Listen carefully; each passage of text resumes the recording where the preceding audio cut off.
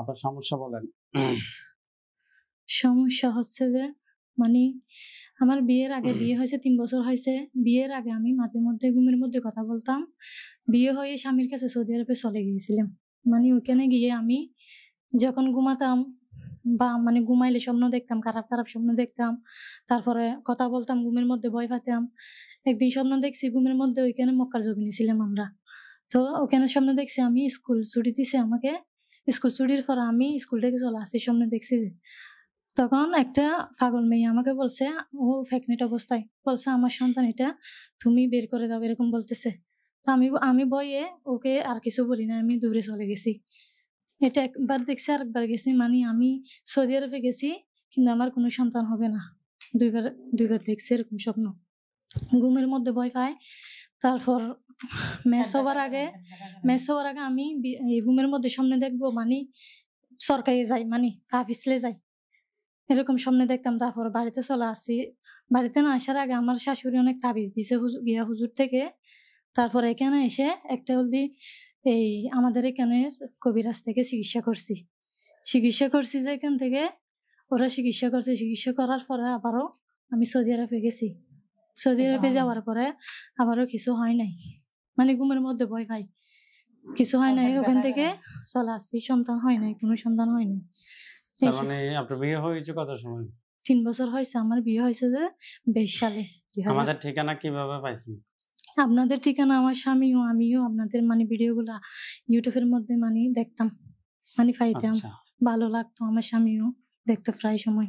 ঠিক আছে, আপনার চিকিৎসা শুরু করতেছি ইনশাআল্লাহ। আপনার সবাই দোয়া করেন। আপনার হাতগুলো এভাবে দেন। আবার আমার তলপেটের মধ্যে মানে ভীষণ ব্যথা করে। ঠিক আছে, ইনশাআল্লাহ দেখবো। আপনি হাতগুলো এভাবে মুষ্টি করেন।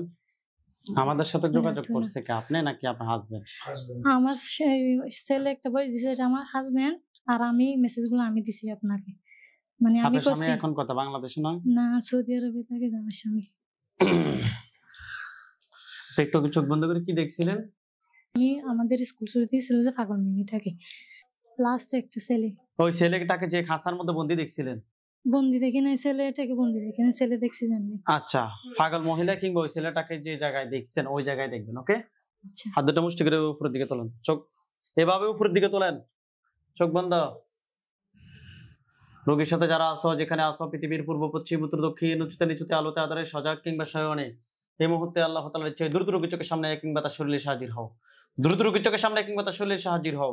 আউযু বিল্লাহি মিনাশ শাইতানির রাজিম বলে জোরে ফু দেন। আউযু বিল্লাহি মিনাশ শাইতানির রাজিম।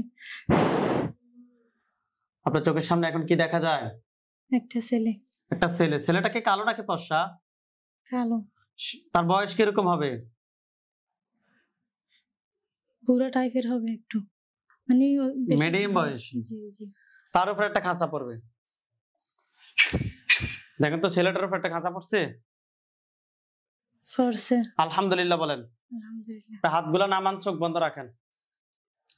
ছেলেটাকে প্রশ্ন করেন যে তুমি আমার ক্ষতি করো কেন? তুমি আমার ক্ষতি করো কেন? কি বলছে? ভালো লাগে। আপনি প্রশ্ন করেন যে তোমাকে কেউ ফাটাইছে নাকি তুমি নিচ থেকে আসছো? তোমাকে কেউ ফাটাইছে নাকি তুমি নিচ থেকে আসছো? কি বলে? নিচ থেকে আসছে। হ্যাঁ, সত্যি কথা বলো, তোমাকে কেউ ফাটাইছে নাকি তুমি নিচ থেকে আসছো?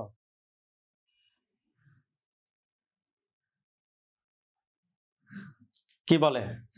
নিচ থেকে আসছে। আপনি প্রশ্ন করেন যে তুমি কি একা নাকি তোমার সাথে আরো কেউ আছে? তুমি কি একা নাকি তোমার সাথে আর কেউ আছে? আছে। কতজন আছে? কতজন আছো? 15 জন। 15 জন। আমি 15 জনকে নিয়ে আসতেছি। আপনি ওই খাঁচাটার পাশে 15 জনকে দেখবেন।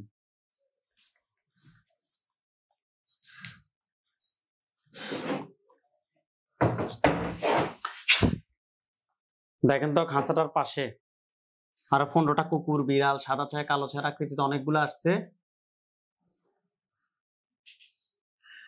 আচ্ছা, মনে হয় তাদের উপর একটা খাঁচা পড়বে, বিশাল বড় একটা খাঁচা পড়বে। তাদের উপর একটা খাঁচা পড়ছে। আলহামদুলিল্লাহ বলেন। আলহামদুলিল্লাহ। পুরুষটাকে প্রশ্ন করেন যে তুমি আমার কি কি ক্ষতি করছো? তুমি আমার কি কি ক্ষতি করছো? কি বলে? বান। মাথার উপরের দিকে তোলেন। দেখেন তো পুরুষটা গলার সামনেটা চুরি গেছে, ছেলেটা গলার সামনেটা চুরি গেছে। গেছে আল্লাহ আকবার। দেখেন তো ছেলেটা মাথা পড়ছে।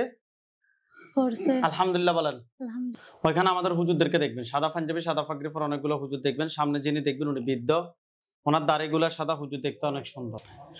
সাদা পাঞ্জাবি সাদা পাগড়ি পরা অনেকগুলো হুজুর আসছে।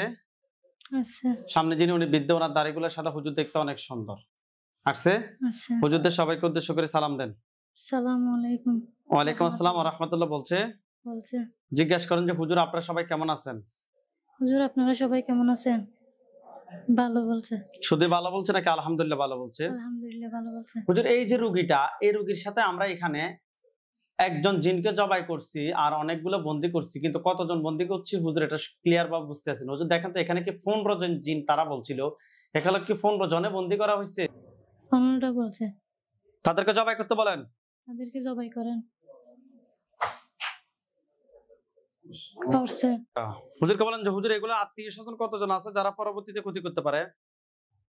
হুজুর এদের আত্মীয় স্বজন কতজন আছে যারা পরবর্তীতে ক্ষতি করতে পারে? 1000 বলছে। তাদেরকে সহ ধরে নিয়ে আসি জবাই করতে বলেন। তাদেরকে সহ ধরে নিয়ে এসে জবাই করে দেন। করছে? করছে। হুজুরকে বলেন যে হুজুর আমার জন্য কয়টা বান মারছে? হুজুর আমার জন্য কয়টা বান মারছে? 5টা। কুফরি? কুফরি কয়টা? 3টা। কুফরি 3টা কথায় কথায় করছে, আপনাকে দেখাইতে বলেন। কুফরি 3টা কোথায় কোথায় করছেন আমাকে দেখান। পেটের মধ্যে। কুফরি 3টাই কি ফেটে করছে? ফেটে করছে। কি বলে? ফেট বলতেছে। আচ্ছা হুজুরকে বলেন যে হুজুর এগুলো কি বাচ্চা না হওয়ার জন্য করছে? হুজুর এগুলাকে বাচ্চা না হওয়ার জন্য করছে? হ্যাঁ বলছে। ঠিক আছে হুজুর, কুফরি এবং বানগুলো তুলে নিয়ে আসেন। জিনের লাশ এবং কুফরি বান সবগুলো এক জায়গায় করেন। কুফরি এবং বানগুলো তুলে নিয়ে আসেন, জিনের লাশ এবং কুফরি বান সবগুলো এক জায়গায় করেন। করছে? করছে। জিনের লাশ এবং কুফরি বান সবগুলো এক জায়গায় করে জ্বালিয়ে দিতে বলেন। জিনের লাশ এবং কুফরি বান সবগুলো এক জায়গায় করে জ্বালিয়ে দেন। জ্বালিয়ে দেন। দিছে। আচ্ছা হুজুরকে বলেন যে হুজুর আমার সাথে জিন বান কুফরি এ ধরনের আর কোনো সমস্যা আছে? হুজুর আমার সাথে জিন বান কুফরি এই ধরনের কোনো সমস্যা আছে? কি বলে? নাই। আলহামদুলিল্লাহ বলেন। আলহামদুলিল্লাহ। হুজুরদেরকে সালাম দেন। আসসালামু আলাইকুম রাহমাতুল্লাহ।